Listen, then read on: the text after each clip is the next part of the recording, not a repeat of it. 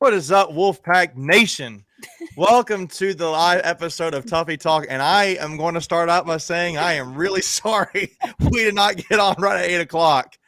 We were just having some technical difficulties on our end, and now we don't. So that is a really nice segue into what we want to talk about today. So the first, I'm just going to get off with, how are you doing today, guys? How are we doing today? Great. Fantastic. Better that we figured this out.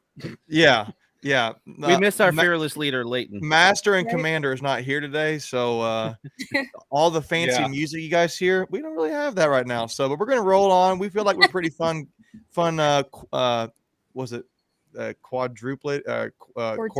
Quartet. So yeah, we feel like we're pretty good at that. So, guys, like we had a great week with NC State stuff, and you know. I think when you look back at the football game against Charleston Southern, you look back at some of the recruits we had with basketball, you saw the new ranking for Pac women's soccer come out. They're number 19. There's a lot of really fun stuff going on. And obviously the number one thing on everybody's mind is the football team right now. So they're 2-0, beat Charleston Southern 55-3 at home on a day that I thought was honestly going to be really rained out, and it wasn't. It had maybe 10 minutes of light showers throughout the game, and that was it. So I thought it was really good. So I'll go ladies first, and I'll say, Mackenzie, what were your thoughts about the game? Well, we stayed the whole time, but it was don't leave until the guys do. But it was really fun. I think that got us back on track. I think that was a big win we needed after the ECU game. So we saw Leary go back to Leary things. We saw our offense go back to how they were. So I think it was a really big win for us. Yeah. Michael, what were your thoughts, man? Yeah, I mean, it was kind of what we expected, but we also expected to play better against ECU, so it was good to see us come out and dominate that one from start to finish. Like Kenzie said, Leary looked good. Back to his old ways, it seemed like. Everybody stayed healthy. Can't take too much else from this game, but it was good to see a win how we expected them to win. Yeah. Greg, wrap it up. What were your thoughts? In the mortal words of Denny Green, we thought who they were, right? They are who we thought they were. We went out and handled business. We got we covered, unlike the previous week. Got out healthy. I think that's really the most important key. Got right on some things. I thought we tackled much better. It was nice to see Christopher Dunn crush a couple of field goals there for his confidence for the season. So we'll definitely need that moving forward. Devin Leary tied his school record with 6 total touchdowns, held previously by Phillip Rivers. So that's always nice to get a record, no matter who the competition is. Yeah, I thought it was a nice get-right game for the team. I think one thing I was really happy about is nobody really got hurt. There was a moment where I saw the very last play of going into halftime, Devin Betty came running to the sideline holding his wrist. I was like, well, that would stink, but it sounds like he's fine. Yeah. But beyond that, I mean, we were healthy guys, and we looked good playing the game against Charleston Southern. I was glad we didn't have to exactly see. There's fearless leader right there. Look at that, our own account. He ditched us today. Rocky and Bullwinkle. Yeah. But Big brother's watching. Right. Yeah, no. Man, I am I think the biggest thing for me is seeing that we have really nice options, not just with Sumo and Houston at running back, but Mims played pretty well. I even liked what DeMarcus Jones did. He looked really nice. I thought Leary got right with his arm. Some of those plays. What was the play that I think you got? Which play was it most impressive to y'all with Leary? There are 2 that were impressive to me. Yeah. That one where he got out of the scramble and threw that touchdown. And then obviously him beating 5 or 6 tackles to score. Yeah. Yeah. That's exactly what came to my mind too. He slipped the sack and then threw I think it was 40 yards to Anthony Smith. Made a good catch. So which one are we going with for our Darby Electric play of the week? Which one are we going? Ooh, I think the run. Yeah, we gotta Think do the the run. run? I didn't know he had it in him. I really Well- didn't. Well, since we're talking about Darby Electric, let's give them a plug real quick. Yeah. Yeah. So Darby Electric is our veteran-owned company. They specialize in residential work, but hey, if you don't need residential work, they do more. They also build electric vehicle car chargers. They do a ton of remodel work, commercial work, and many other types of small projects. They are located in the Triangle primarily, but they're able of going outside of the Triangle region for your needs. So go out and check them out on their website here that we have posted, and find them on Instagram, Facebook, or you know what? If you like going old school, give them a call, 919-639-0062. They're available for your call 24 hours a day. Darby Electric, we thank you for your sponsorship. Yeah, that's awesome. Thanks for getting that plug in for me. I'm not we're not as smooth as Leighton is with these things, but that was a nice. I think you may have taken Leighton's job reading the advertisements, Greg. That was nicely done, my friend. That was very good. I don't have the voice of James Earl Jones or Morgan Freeman, Yeah. but I did say a Holiday Inn last week. Please call Darby Electric. But that was a really bad impersonation. I'm going to stick to my day job. But No kidding. man, no, I'm looking at the grades here, Pro Football Focus, with what they grade our team out this last weekend, and across the board, everybody really played well. There's no real negatives. The average for our team for like tackling grades were low, just because we had a poor tackling game against ECU, but the lowest portion of our graded part of our game this week was pass rushing, actually. And I thought we actually looked better there. We actually were getting pressure on the quarterback. I don't know did we record any sacks? Do you guys remember if we did or not? Yeah, I have the stats here. We did get. I know we got at least one. It was on the Tyler Baker Williams forced fumble, because That's that right. counts as a sack. Yes, But other than that, no. And that Yeah. Richard had Yeah, that exact question up there. Should we start worrying about lack of defensive pressure and sacks yet? I mean, I don't think so. ECU and Charleston Southern probably watched an ECU game and went with a similar strategy of just throwing the quick passes. I don't. It's not a lack of pressure. The pressure is there. It's just getting the sacks. That sack number is not there. But we have 4 picks in 2 games, which leads the ACC. So that pressure is, we're not getting the sacks, but it's forcing bad throws by the quarterback. So I'm not too worried about it. And just to piggyback off of that, Coach Dorn was asked that in I think one of his first press conferences of the season, right after the game of ECU or that Monday morning after that win, and he's like, look, sacks are just a stat, like it's just a number. Yeah. It doesn't give the the full picture. To your point, Michael, 4 interceptions. I mean, would you rather have a sack or an interception? Right. I'll take the interception, Exactly. right? Yeah. That's a momentum changer, even though sacks are too, but you can flip a field real quick. So it hasn't bitten us in the tail yet. We're 2-0. So until it becomes a factor where we don't win a game, maybe you worry about it a little bit more at that point. Yeah. So I guess with this, how are you guys feeling about the team through 2 games? We've not. The biggest test so far has been ECU.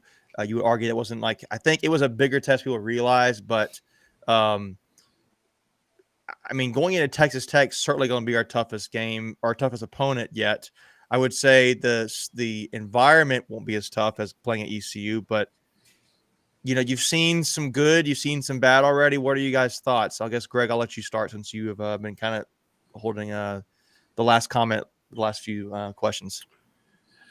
Yeah, I think this is one of those games, and Rusty mentioned it there. I think this is where the crowd at Carter Finley is going to really play into this game. That we 1,000% need the crowd to get some false start penalties. Get them out of their rhythm. Don't let them hear audibles, whatever the case may be, because that's a good way to stop a good offense. Is the home crowd can definitely have to wreak some havoc, if you will.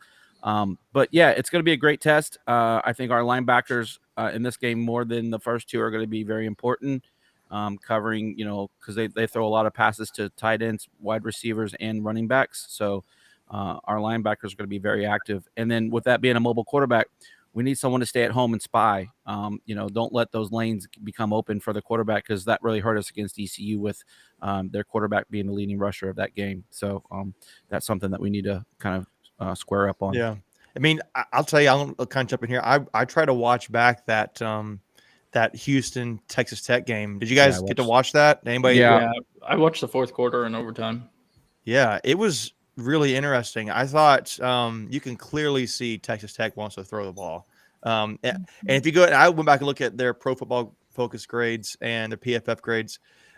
They have really poor run blocking and rushing grades, but it's probably because they don't really try to or want to. Yeah. So they probably don't pay a whole lot of attention or time to it. But their passing grades are very strong.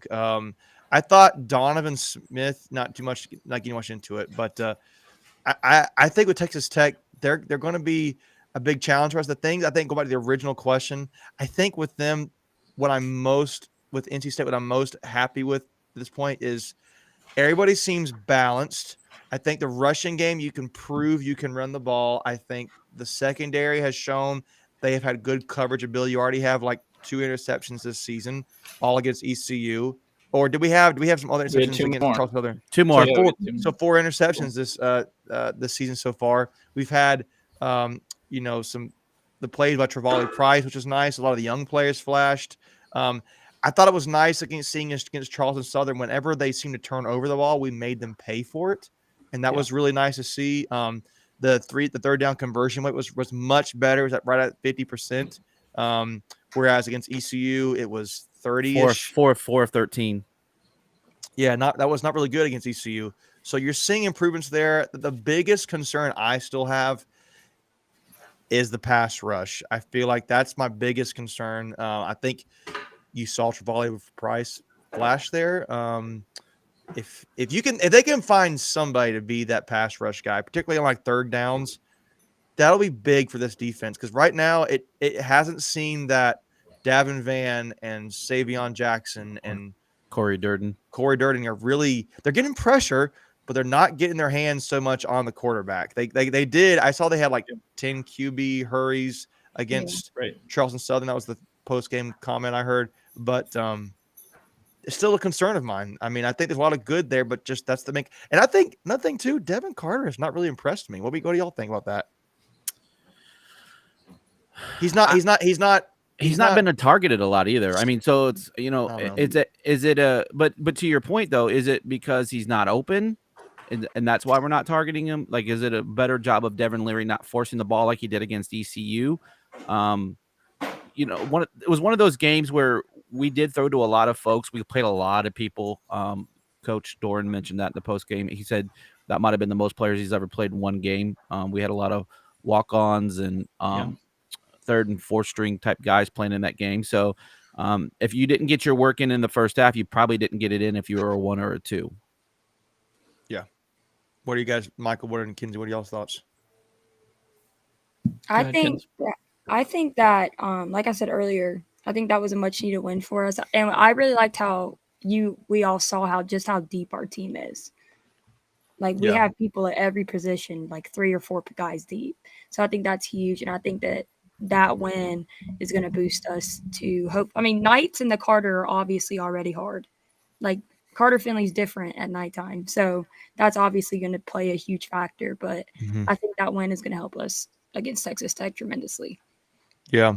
And I think Russell makes a good point there. We're talking offense and defense a lot here, but I think in particular, one guy who had a great game against Charleston Southern, but didn't necessarily against ECU was Colin Smith. Yeah. I mean, kickoffs, he was kicking those things out in the end zone, and that's a really big deal. He kind of struggled against ECU. I know I was listening to the post-game radio show, and Jeff Gravely was really complimenting Colin when he was doing there. And Colin's a guy who's way good. He had all 10 for touchbacks. Yeah, it was 9 or 10. Yeah, something like a very high number, and did a great job. Obviously, you want to see less of Shane and more of Colin, right? Because if we're scoring, we're seeing more of Colin. But But I also thought to the point, Shane did a much better job on his hang time. He had Yes. some really good punts that were over 4. I rewatched the game. Well, I've actually watched it twice, but the commentators definitely mentioned a couple of times where he had a couple of 4-second hang time on the punt. Yeah. So that was one of the things that Coach Dorn really wanted to press upon in his punting game, was to get more hang time on those punts. So good job there, Shane McDonough. Yeah. I'm curious here too. So I'm going about defense. I'm thinking about some of the comments that Dave Dorn's made. He has specifically seemed to address how talented Tyler Baker Williams has been, because that was the high. If you look at our PFF grades, the highest grading so far, at least for Charleston Southern, was our coverage abilities. What made me kind of get to think about that. Do you guys think Tyler Baker Williams really is maybe the best defensive player on this team? What are your thoughts on that?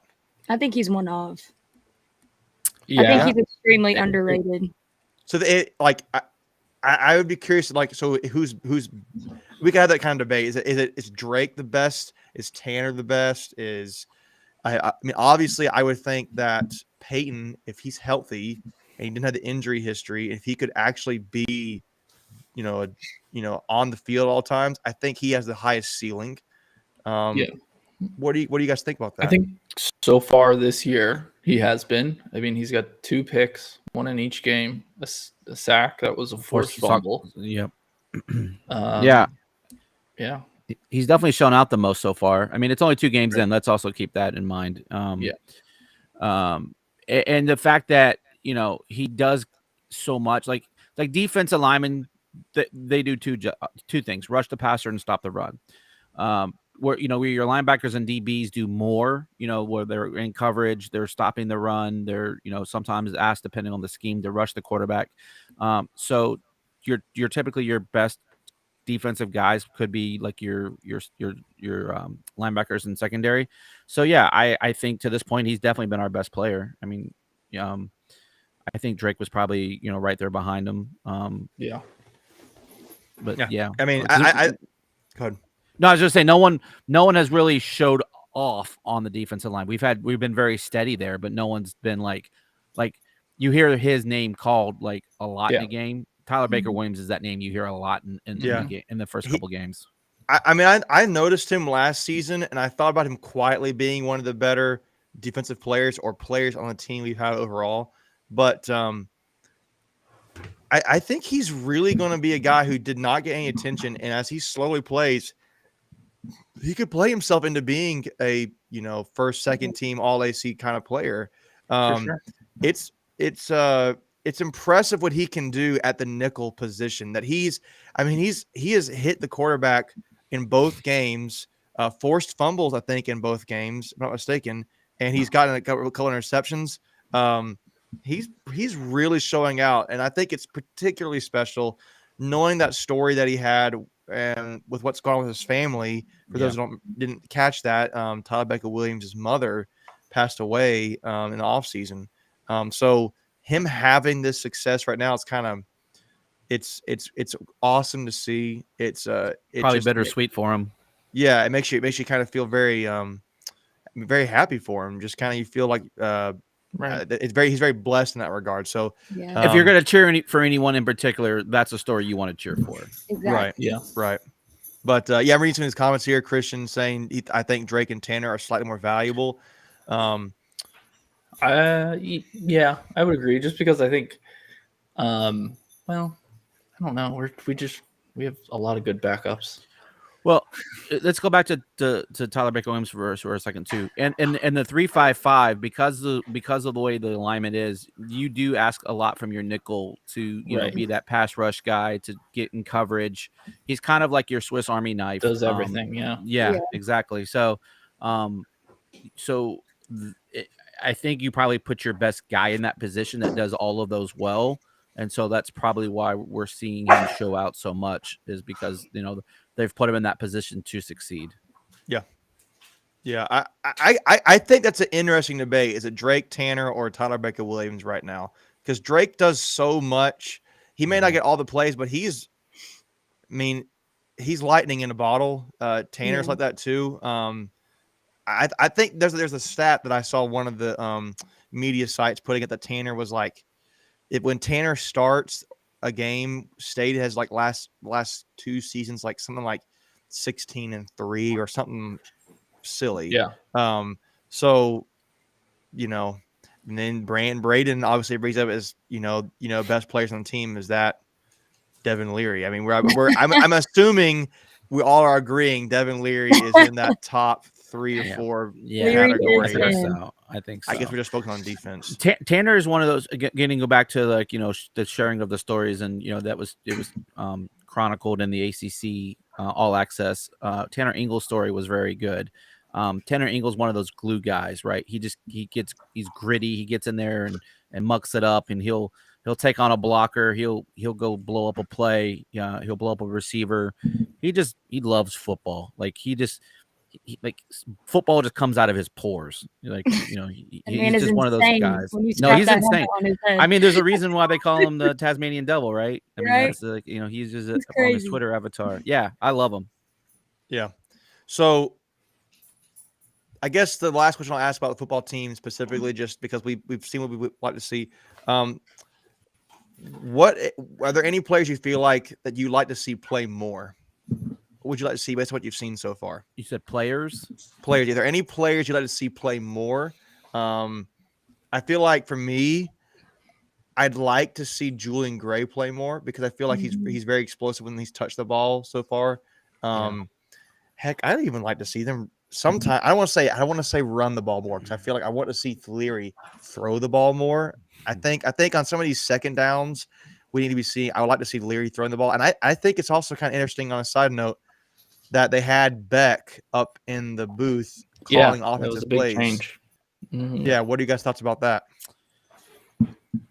Well, but again, that's 2 questions, right? Who's playing like to see more, and then what your thoughts about Beck? Yeah, so. I was thinking the same thing Christian was thinking. I liked Anthony Smith. I think he and Gray, they both can fly. That's a thing that McKinney was saying earlier is we're so loaded at like wide receiver.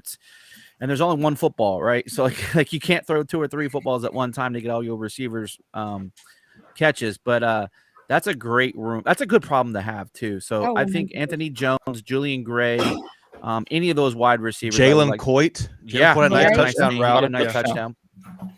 Yeah. Chris Tootle had a nice catch in the end zone. Yeah, that was really nice because I remember that was the first play after that turnover. Yeah, like a line to Tootle. That was really nice. Yeah. So yeah, I think anyone in the wide receiver tight end room, again, to your point, like you love seeing Leary throw it around the yard. I would love to see some of those guys. I just want to see us open up the playbook and just keep going downfield. I thought that was a great opportunity playing against Charleston Southern, get some of those deep routes. Some of the timing worked out.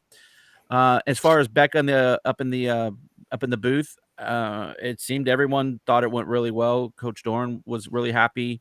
I guess he got tired of all the bickering between Roper and Beck as far as not seeing things. And so, you know what?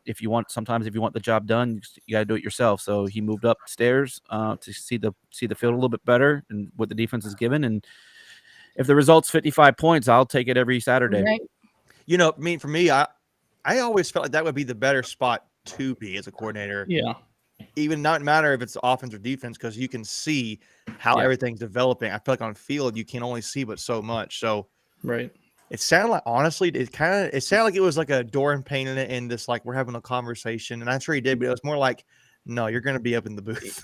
Yeah, it definitely seemed like Doran was not happy with the offense after the ECU game. And I think the advantage of being on the field is you can talk to your quarterback right there as soon as they come off the field. Yeah, and talk to them right there. Yeah. But then again, like you guys were saying, it's when you get a better view. Obviously, that's the whole point of being up in the booth. And with this being Leary's second year, you can trust him a little more on the field by himself. That's what I was going to say. Yeah. Someone that I'm glad to see playing more is Keon. I think he's extremely underrated. Same. Yeah. Yeah, you're not going to come out sketches. Freaking beast. Yep. Yeah, I think there's a lot of guys, and I tell you, I think even after last week, he was one of the only guys to have done it so far. I think Travali earned himself some more playing time. If he can get to the quarterback and get a strip like that, even though it didn't really go his way, he showed he'd get to the quarterback. I feel like he should be earning some more playing time at that point. So that was nice. I thought Delbert Mims had some nice runs too, minus the fumble. You don't want to see that, but I thought he did a nice job. In I hate to say it, mop up time, but I mean he played most of the second half, so I thought he did some nice things. Yeah. Yep. So well, I'm going to switch gears here a little bit to more on the recruiting side of things. Sorry, not before we do that. I see Christian's note there and Braden's note. Peyton Wilson going back Saturday. Yep. It's a big deal for NC State. Not Battle too. Cheyenne Battle's going to be back. Yeah. So I'm not going to lie. I'm a little nervous for Peyton though, because every time Peyton steps on that field, I just get stressed out. Yeah. Yeah. Well, I mean, that's but you can only do but so much. That's why we had a conversation. I think it's just really good. And you heard Doran mention it and his pre-game press conference today, how valuable Jalen Scott has been at that position. So that depth that Tony Gibson and the linebackers have developed there, that's really nice. But Jalen Scott and Peyton, those guys are going to be really good. So I want to switch here to the recruiting side of things. We had a lot of nice recruits visiting this game from different sports. We had some football recruits. We had some men's basketball recruits visiting. We had a very special women's basketball recruit. I think it was really just one that I'm aware of. But I'll start because we're on football. I will start with these recruits. And the main name that was visiting that's more pertinent to this class for 2023 is Chris Peel, the defensive back from Charlotte, and that was big having him on campus. I know for if you read up and you see some of the websites, that it sounds like he's between us, Michigan, Georgia, really good names to be going up against. It sounds like he was visiting the game with the NC State commit Brandon Sissy. That was nice. I hope they can make a good nice relationship, because that would be the number one corner in North Carolina and the number one corner in South Carolina. At least some ratings will have those like that coming to NC State.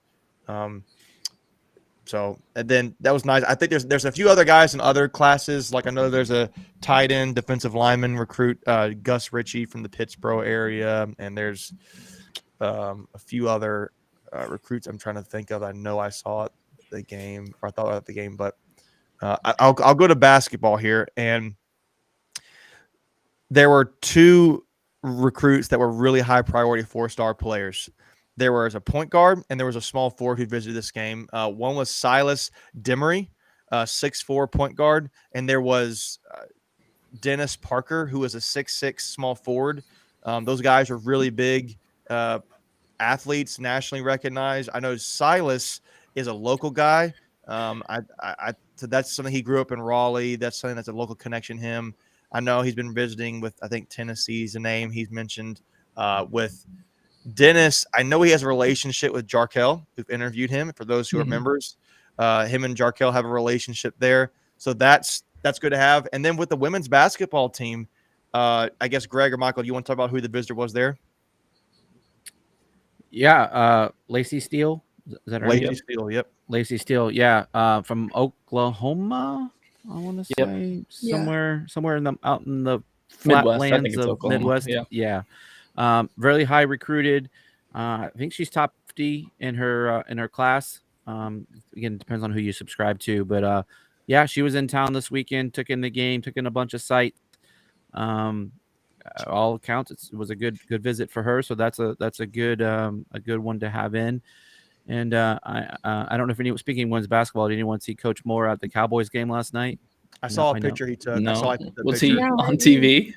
No, I just saw it on Twitter. Yeah, he posted a picture of the game. Giving a shout out to Coach Moore. Yeah, he was wearing his Wolfpack polo there at the game. So I'm sorry he went home a loser, but he's still a winner in my book and other things. It's the only time Coach Moore didn't win, right? Right. So, No, but he couldn't even help it. He wasn't even Right. he home. had no Yeah. control. He probably No could have called some control. better plays If out he there. was calling a plays, he would have won, right? So, Yeah. and Anyway, I sent a funny tweet at him. I said, "I'll support you anytime, but tonight." So, sorry, he flew all the way out there. Hopefully, he was out there doing some good recruiting, so it wasn't a wasteful trip for him. Yeah. So yeah, that's kind of like a recruiting update there. We're really, really good spot. I've been very encouraged lately with how men's basketball in particular has been recruiting. It seemed like it's been to me personally, like a little bit of a lull perception wise. Mm-hmm. And I think with the new staff, with Kareem Richardson, with Joel Justice and other coaches, those guys have really seemed to be really spreading their net wide, getting as much talent as they can. I honestly think part of it is there's going to be some playing time to offer at times. I'm not saying the other guys are bad, but there's a lot of potential. I think with Keats too, which the season's coming up, guys. It's not going to be that far November, off. yeah. We're about a month from training camp, if you will. Right. Getting started. I tell you, one thing they keep mentioning with NC State's team and with Keats is that the guards in particular keep mentioning how Keats lets them play freely and flow. And that seems to be really appealing to a lot of those players. And I hope that the Charleston Southern game, they got to see what State fans are like, even through the rain. It wasn't packed out, which I saw one guy on Carolina. Twitter. Don't even entertain. No, it. it was a We'll blue move check on. mark guy. I can't remember who it was. It was like, Oh, I didn't see that one. Like, do we really care if it wasn't full? I mean, there was wet rain in the forecast the whole week. Like, the one thing it's I'll say Charleston about Southern. Exactly. The weather was junk. Well, forecasted to be junk. You were playing a FCS opponent, FCS right? team, yeah. Yeah. You're a 45.5 point favorite. There were still 50 to 52,000 people there. Yeah, I thought it was nice. I thought it was a really nice crowd for a game that was forecasted to be rain, and it's like a non-Power 5 opponent. I thought it was not good. You're going to see, if that guy wants to be sarcastic, you're going to see a really nice showing at this Saturday. So I don't think you're going to have to worry about that. Already right? sold out. So, but yeah, I think it's a really good thing. I think kind of transitioning back into that topic there with the Texas Tech game. What is there a group you feel like that really needs to shine offensively and a group that really needs to shine defensively for NC State to come out with a victory in this game? I think our receivers are going to have to be on their A game because Malik Dunlap transferred from State, so he kind of knows how the playbook is, kind of knows about some of our wide receivers, and he made some huge plays in the Texas Tech game against Houston this past Saturday. So I think that our receivers and tight ends are going to have to be on their game. Yeah. Greg, Michael, what are your thoughts about? Well, actually, hold on. Ken, so on defense, do you have anybody in mind that you're thinking of? You mentioned offense, but do you have any defense you think?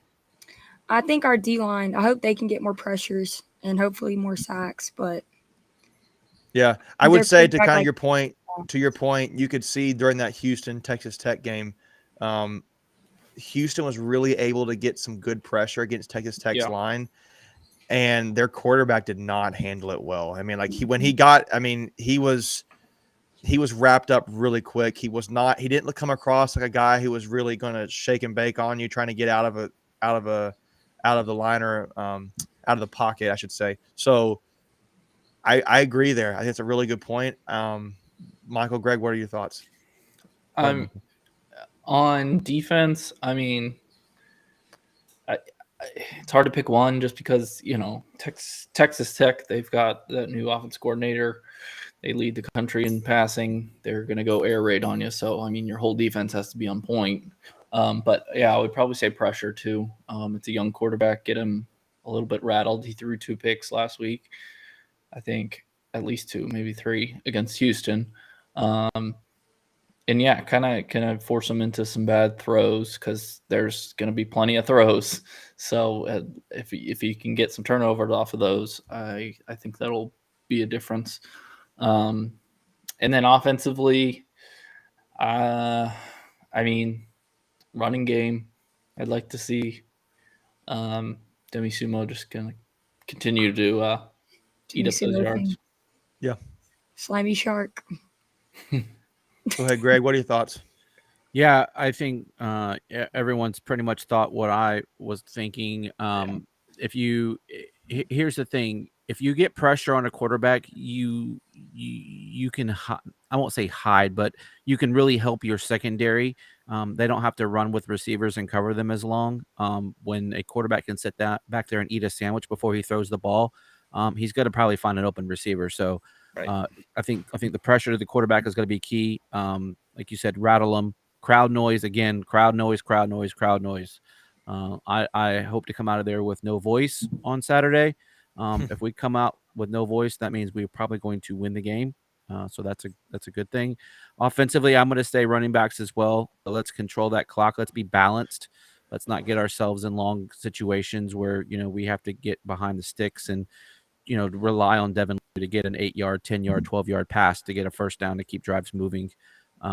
As I think if we do those things, stay balanced, keep their offense off the field. In an air raid offense, you only need 1 or 2 plays and you're down the field. So, in scoring, I think we're going to have to score a lot of points. I think they're going to do their fair share of scoring. I don't think this is going to be one of those ECU type scores. I think we got to need to be in the 40s to make sure that we win this game. And even then, I know we're a 10-point favorite, but when you can throw the ball downfield, you can get points real quick.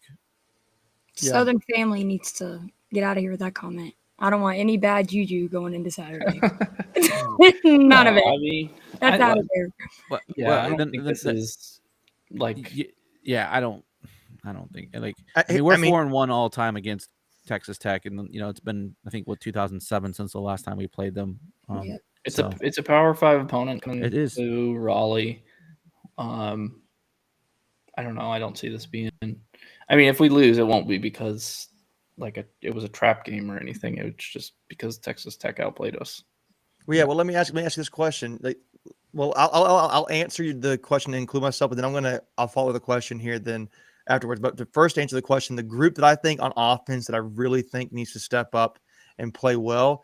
To be honest with you, I think it's just the offensive line. I think the receivers need to play well, but to me, I think if the line gives Leary enough time, then he's going to be able to pick apart Texas Tech, I think, in the secondary. Now, I'm tell you what, Texas Tech has been graded out pretty well so far defensively, so they're no slouch. And I don't even have the Malik Dunlap factor in there. But I mean, I think, he's been gone for a couple of years. Things have changed. But I just think that if you give Leary time, he will find a way to pick them apart. I think he's better quarterback than Donovan Smith for Texas Tech. Not saying he couldn't have a bad game but I just think he is the better quarterback. But I think defensively, and I like what you guys said, receivers and running backs too. I just think the offensive line, and you could argue the quarterback position has to play well, right, on the offensive side of the ball. But I think defense, to me, I like where McKenzie and you guys were going when you said the defensive line, but I really just think the secondary is going to have to ball out this game. Mm-hmm. This is going to be a game when they could really feature themselves. I think Tyler Baker-Williams. Yeah. That's why I'm glad Shaheem's back. Yeah, Shaheem and Aiden White and Jaqueen and Cyrus and Tanner, guys, Pierre Lewis. Yeah, which by the way, that dude he's really good. He's really good. I know people were talking about what happens if, they had a post-game radio show about Tyler Baker-Williams leaving. You don't just replace him. There's a pretty good replacement already there with Joshua Pierre-Lewis. So, But anyways, those guys in secondary, I felt they could have a game they could feast on if they want to. Tariq, that's true. So the Christian. Yeah, Drake Pitts, we haven't really said much because he's been kind of coming back from an injury. So I don't know if he's been all the way there. He's played, but he hasn't made the big play yet like Shaheem has or Tyler Baker-Williams. That's a great point, Christian, because we haven't even brought up Derek Pitt's name. And you haven't heard Cyrus Fagan a lot either. Right. Yeah, I know.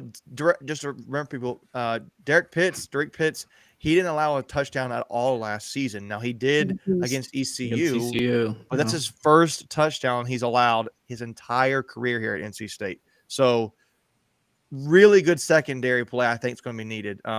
You look at their passing grades; they're really good at throwing the football. They throw it a lot. I think the Donovan Smith was 40, 50 pass attempts last game. Yeah. And I mean, you look at the highlight plays, they were chucking it down the field. So They also play 2 overtimes too. Let's not forget that. So that's true too. That is true. But that's what I think. I think our secondary is going to have to play really well.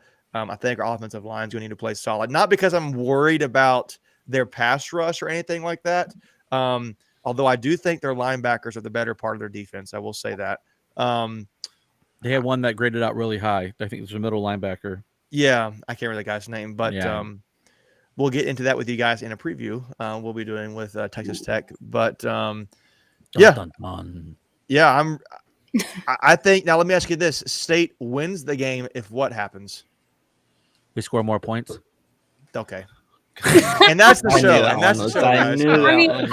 I'm gonna go off and say something other than the team. I feel like this is also me telling all state fans to get their crap together and go out and be loud. I think that our fan base has to show out. I feel like Texas Tech has an extremely good fan base, so they're used to playing in very loud environments. So I think that if we can just stress them out a little bit, that'll help Yeah. tremendously. So I think we have to be on our A game too. Yeah, I think for State to win this game, Greg, you're cuter than me. it's the beard, Greg. It's the beard. It is. It's the beard.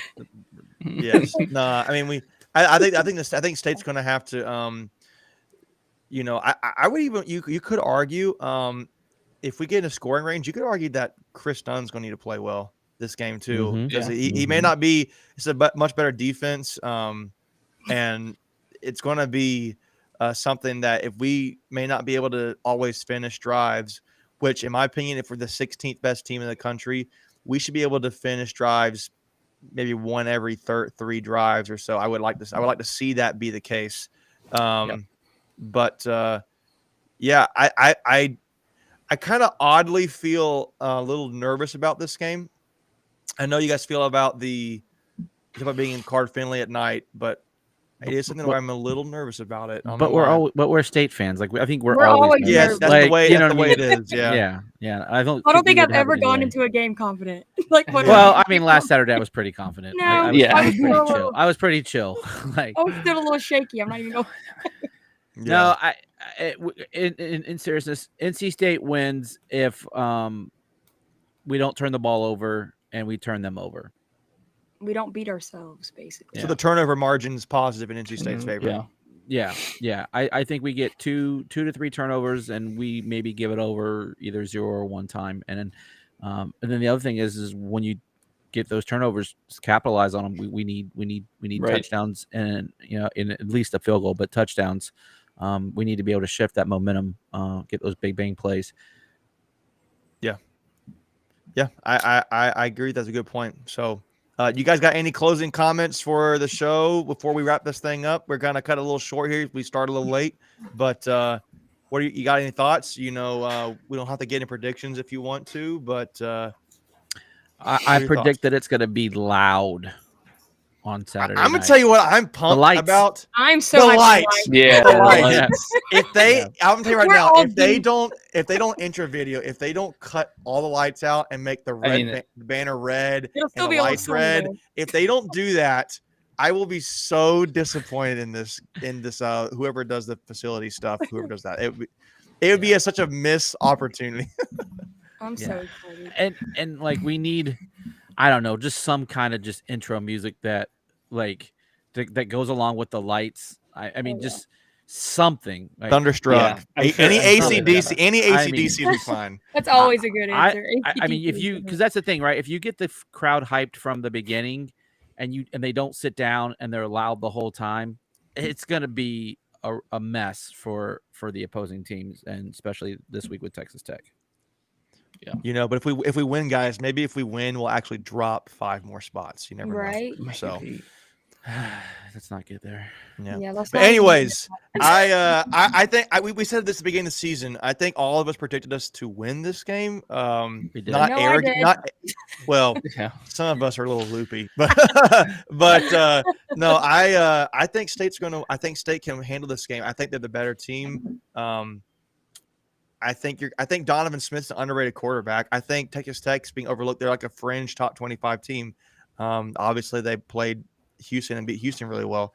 So, it's going to be interesting. I just don't think we need to overlook them. I don't think State is. State's just not done well against non-conference Power 5 opponents, and that's part of the reason why I feel the way I a little bit do now. But I do think we get the win. This is a team that beat Mississippi State last year in their bowl game. Let's not forget that. Convincingly. Yeah. So let's not forget that. So this isn't some slouch team coming in. I mean, it's gonna be a grind for 4 quarters. Yeah, I think that score there with Southern Family is probably a little bit closer to what I think it's going to be. 31-24. What is the total? I know in the betting line it's a 10.5 line. What was the total? 55, I think I saw. Oh, I take the over on that. So they think it's going to be like a 34-24. Like a 31-24. Yeah, 34-21, something like that. But I don't know. And I'll tell you what, their kicker did not look great either in that game. I don't know. I think we're talking about the high-powered offense. They only scored 20 points 27, but 20 in the regulation last week versus Houston. I think which is, by the way, the same conference as ECU. I don't consider them a high-powered offense. I just consider them an offense that is going to throw the ball a lot and take deep shots a lot and get themselves they're going to take chances, right? So that's why I say State secondary is going to have an opportunity to feast if they want to.